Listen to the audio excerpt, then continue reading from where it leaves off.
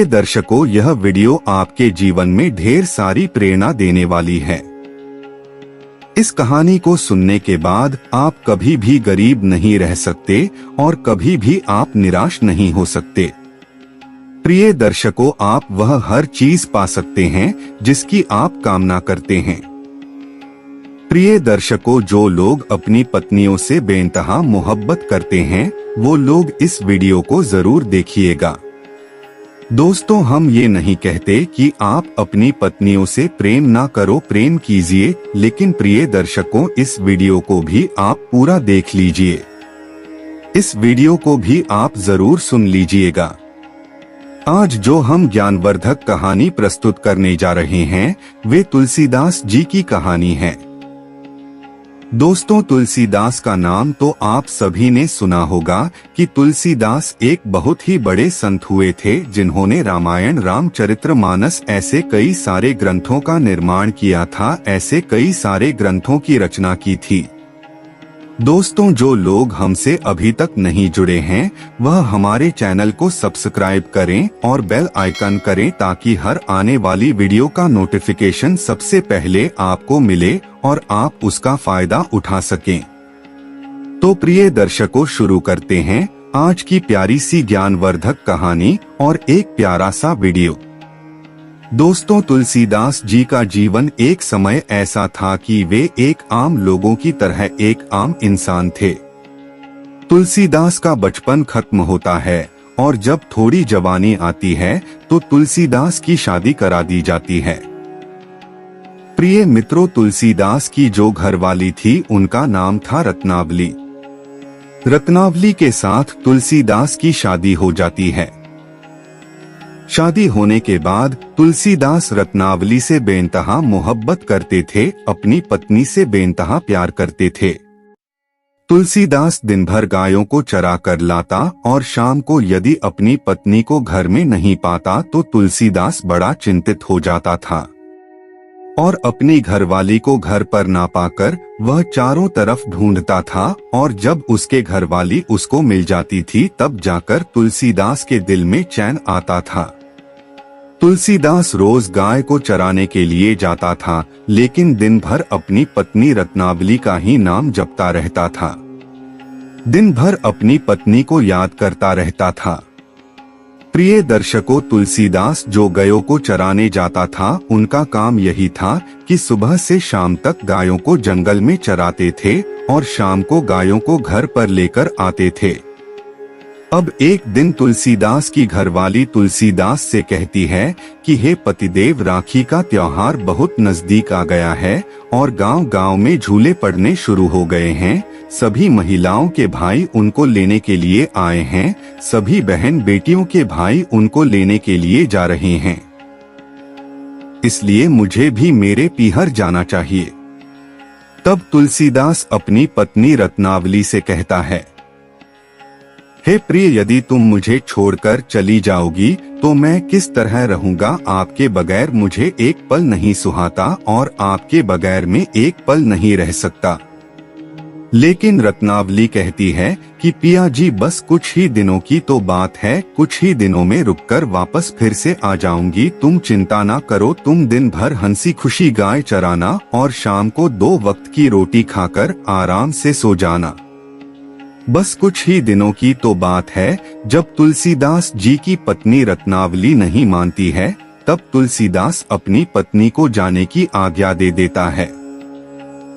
मित्रों, तुलसीदास की पत्नी रत्नावली अपने पीहर को चले जाती है, उधर तुलसीदास गायों को लेकर चराने के लिए चले जाते हैं। मित्रों, अब दिन भर तुलसीदास अपनी पत्नी का ही नाम जपते रहता है। दोस्तों, इसी तरीके से उसका दिन तो निकल जाता है, पर शाम को जब सभी गायों को लेकर अपने घर पर आता है तो घर के दरवाजे बंद दिखाई देता है। तुलसीदास अपनी पत्नी रत्नावली को आवाज देता है लेकिन रत्नावली वहां नहीं मिलती है क्योंकि रत्नावली तो अपने पीहर चली गई थी। तुलसीदास का दिमाग खराब हो जाता है। तुलसीदास को और कुछ नहीं दिखाई देता है, सिर्फ और सिर्फ अपनी पत्नी ही दिखाई देती है। अपने घर का दरवाजा बंद पाकर तुलसीदास का इतना दिमाग खराब हो जाता है कि उसे एक पल भी चैन नहीं मिलता। फिर भी किसी तरीके से अपने घर के दरवाजे को खोलता है और अपने घर में प्रवेश करता है। तुलसीदास को घर में कुछ भी नजर नहीं आता है, सिर्फ और सिर्फ उनकी घरवाली ही नजर आती है। दोस्तों, तुलसीदास अब एक टूटी चारपाई पर विश्राम करने लग जाता है। तुलसीदास को नींद नहीं आती है, बस तुलसीदास के ख्वाबों में उसकी घरवाली रत्नावली ही चल रही थी। तुलसीदास के आंखों की नींद उड़ जाती है और उसका घर उसको खाने के लिए दौड़ने लगता है। तुलसीदास को ऐसा महसूस हो रहा था कि ये घर उसको खा जाएगा, तुलसीदास को निगल जाएगा। प्रिय दर्शकों, तभी तगड़ी बारिश शुरू हो जाती है। बारिश इतनी बरसती है कि चारों तरफ पानी पानी हो जाता है और जब बारिश थोड़ी रुकती है तो तुलसीदास अपने घर से निकलते हैं। दोस्तों, जब तुलसीदास अपने घर से रवाना होते हैं उस वक्त रात्रि के 12 बज रहे होते हैं, यानी कि रात का दूसरा पहर चल रहा था। अब तुलसीदास अपनी पत्नी रत्नावली को याद करते हुए अपने घर के दरवाजे बंद करता है और अपने घर से अपनी पत्नी रत्नावली को याद करते हुए अपनी पत्नी से मिलने के लिए रवाना हो जाता है। तुलसीदास को एक पल का चैन नहीं था। तुलसीदास अब यही सोच रहा था कि जितना जल्दी हो सके मैं अपनी पत्नी से मिलूं। प्रिय दर्शकों, धीरे धीरे बारिश बरस रही थी और तुलसीदास नंगे पैर अपनी पत्नी से मिलने के लिए रवाना हो जाता है। बारिश की वजह से सारे रास्ते अस्त व्यस्त हो चुके थे। रास्ते में कीचड़ बना हुआ था, पर तुलसीदास नंगे पैर दौड़ते हुए जा रहे थे। तुलसीदास के पैर में कहीं कांटे चुभ जाते, कहीं पत्थर लग जाता तो कहीं कीचड़ में फंस जाते। अब तुलसीदास चलते चलते आधी रास्ते पर पहुंच जाते हैं। आधी रास्ते पर जब तुलसीदास पहुंचते हैं तो दोस्तों, तुलसीदास के आगे एक नदी आ जाती है और बारिश होने की वजह से नदी अपने उफान पर था। पानी का इतना बहाव था कि मानो हर किसी को डूबा ले जाए। इतना तेज पानी नदी में आ रहा था। अब तुलसीदास नदी के किनारे खड़े हो जाते हैं और सोचने लगते हैं कि इस नदी को पार कर मैं अपनी रत्नावली तक कैसे पहुंची, लेकिन पहुंचना मुझे जरूर है और जब तक मैं अपनी पत्नी से नहीं मिलूंगा तब तक मुझे चैन नहीं मिलेगा। तुलसीदास नदी के किनारे खड़े होकर यही सोच रहे थे। प्रिय दर्शकों, तभी तुलसीदास को पानी में एक नाव जैसी चीज बहती दिखाई देती है और वह नाव पानी में बहती हुई तुलसीदास की तरफ आ रही थी। उसको देखकर तुलसीदास अपने मन में विचार करने लगते हैं कि मेरी पत्नी रत्नावली कितनी समझदार है, वो भी मुझसे बेइंतहा मोहब्बत करती है। उसको भी मेरे बगैर चैन नहीं है, इसलिए मेरे लिए मुझे नदी पार करने के लिए ये नाव भेजी है। लेकिन प्रिय मित्रों, वो नाव नहीं थी, एक शव बहता हुआ आ रहा था। अब तुलसीदास मुर्दे को नाव समझकर और उस पर सवार हो जाता है। पानी के भाव के साथ धीरे धीरे चलते हुए तुलसीदास नदी को पार कर लेता है और सिर्फ अपनी पत्नी का नाम जपता रहता है। मध्य रात्रि का समय हो चुका था। तुलसीदास अपने ससुराल तक पहुंच जाता है। अपने ससुराल में पहुंचता है तो देखता है कि मकान के सारे दरवाजे बंद थे। तुलसीदास को अंदर जाने का कोई मार्ग नजर नहीं आ रहा था।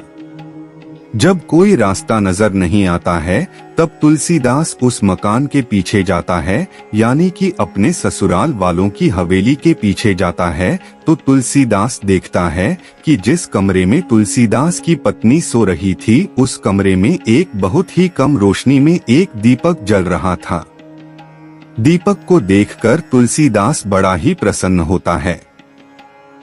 सोचने लगता है कि मेरी पत्नी रत्नावली, उसको भी नींद कहाँ है, वह भी मेरे से मिलने का इंतजार कर रही है। मेरी पत्नी रत्नावली भी मुझसे बेइंतहा मोहब्बत करती है, इसलिए आधी रात तक जाग रही है और अपने कमरे में दीपक जला रखा है। दोस्तों, इसी बात को तुलसीदास जी सोचने लग जाते हैं।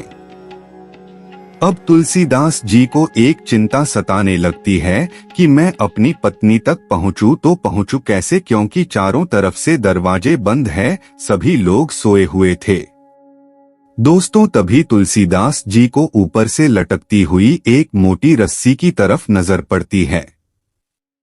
अब उसे देखकर तुलसीदास बड़ा ही प्रसन्न होता है और सोचने लगता है कि मेरी पत्नी रत्नावली मुझसे कितना प्रेम करती है, वह भी मेरा इंतजार कर रही है, इसलिए ऊपर चढ़ने के लिए उसने रस्सा लटका दिया है।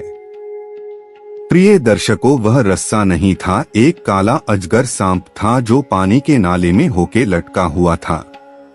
दोस्तों, जब तुलसीदास उस अजगर सांप को पकड़कर ऊपर चढ़ जाता है, अब वो जैसे ही ऊपर चढ़ता है और अपनी पत्नी के कमरे में जाता है तो वह देखता है कि उसकी पत्नी रत्नावली सो रही थी।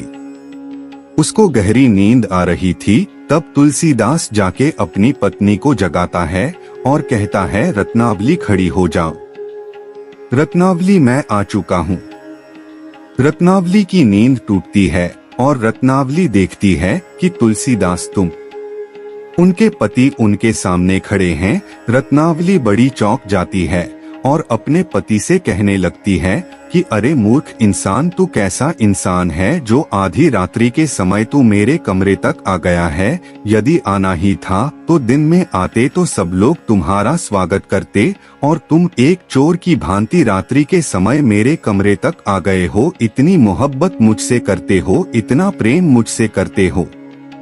तभी तुलसीदास अपनी पत्नी से कहता है कि रत्नावली, तुम भी तो मुझसे मोहब्बत करती हो, तभी तो तुमने अपने कमरे में दीपक जला रखा है और मुझे आने के लिए नदी में नाव भेजी है, और तुम्हारी हवेली के दरवाजे बंद होने के कारण मुझे ऊपर चढ़ने के लिए तुमने रास्ता लटका दिया है।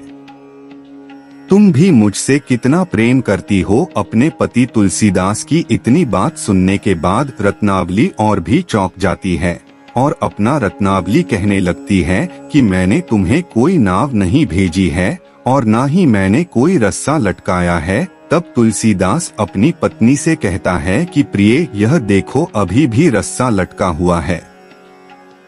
तुलसीदास की पत्नी रत्नावली जब देखती है तो रस्सा नहीं, काला सांप था। इसको पकड़कर तुलसीदास अपनी पत्नी के प्रेम में अंधे होकर मकान पर चढ़ गए थे और जो पानी की नाव से नदी पार किए थे। दोस्तों, वह नाव नहीं, एक मुर्दा था। तब तुलसीदास की पत्नी अपने पति से कहती है, अरे मूर्ख, जितना प्रेम तुम मुझसे करते हो, जो एक मुर्दे को नाव समझकर आ गए, एक सांप को रस्सा समझकर आ गए। इतने अंधे प्रेम में पागल हो गए हो। इतना प्रेम ईश्वर से करते तो तुम्हारी मुक्ति हो जाती, तुम्हारा जीवन सार्थक हो जाता। इतना प्रेम, इतनी लगन तुम ईश्वर से लगाते।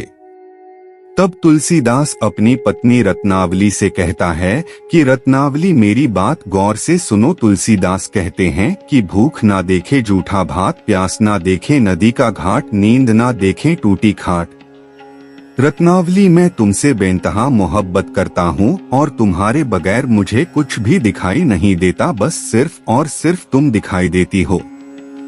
तब रत्नावली अपने पति से कहती है कि मूर्ख इंसान, यदि इतना प्रेम तुमने ईश्वर से किया होता तो तुम्हारा जीवन सार्थक हो जाता और साथ में मेरा जीवन भी सार्थक हो जाता है। यदि तुम में थोड़ी सी भी शर्म है तो इसी वक्त महल से निकल जाओ और जाकर के भगवान की भक्ति करो। मेरे अंदर ऐसा कुछ नहीं, मेरा यह मिट्टी का शरीर है, मरण धरा मेरा शरीर है। इसके पीछे तुम इतने पागल हो रहे हो, इस पागलपन को छोड़ो और तुरंत इसी वक्त मेरे महल से निकल जाओ।